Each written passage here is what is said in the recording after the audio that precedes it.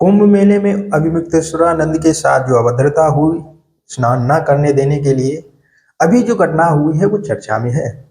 क्यों हर बार अभिमुक्तेश्वरानंद जी ही इन घटनाओं में फंसते हैं? चाहे सरकार सपा की रही हो, चाहे अब बीजेपी की रही हो, साधु संत की सरकार रही हो, बीजेपी सरकार में जो हो रहा है अभिमुक्तेश्वरानंद के साथ में वो कोई नया नहीं है। वो सपा सरकार में भी एक बार ऐसा उनके साथ हो चुका है।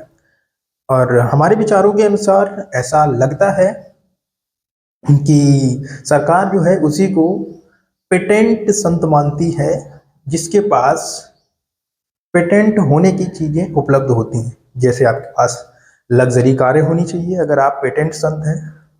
यदि आप पेटेंट संत हैं तो आपके पास लग्जरी कारें होनी चाहिए। आपने कोई ना कोई विदेशी दौरा किया हो और आप जो है मंच पर बैठ करके कॉमेडी करते हो, या हिंदू धर्म की जहां पर बात आए वहां पर आप किसी न किसी तरीके से भड़काऊ भाषण देते हो, तो आप पेटेंट संत कहलाएंगे, तभी आपका सम्मान होगा। वही अभिमुक्तेश्वरानंद के साथ हुआ है। मुझे यही नहीं समझ में आता है, व्यक्ति जब सन्यासी होता है तो वो सब कुछ छोड़ देता है, सब कुछ भूल के सारी चीज़ों को करता है।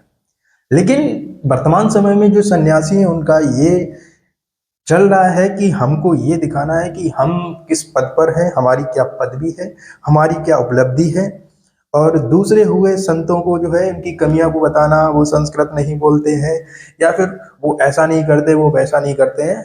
ये सारी चीज़ें संतों में चल रही हैं।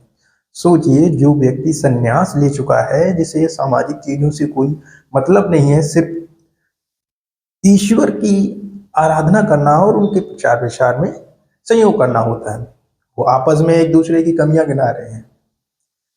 आपने जितने भी अभी बड़े पीठाधीश हैं उनके सभी के कुछ ना कुछ कारनामे देखे हैं, समझे हैं, जाने हैं। आप किस पर क्या राय रखते हैं कमेंट में साझा करिए। वैसे मैं बता दूं कि मैं इसीलिए प्रेमानंद जी महाराज को एक सन्यासी के रूप में देखता हूँ।